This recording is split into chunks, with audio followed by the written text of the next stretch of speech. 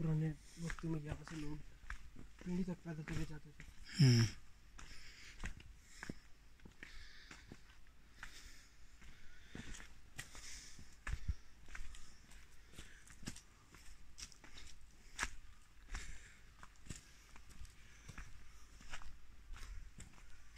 ये तो ऐसे वो तो नहीं पुराने किले पत्थर।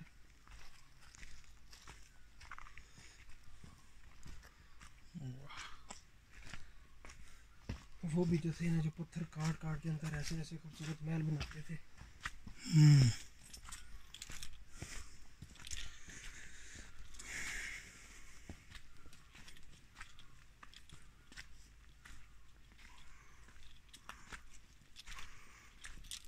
बेटा यहाँ से हमें लग गया ना को ये जी मेरान भी इधर लेके आया उमर उधर ही खड़ी कर गया था।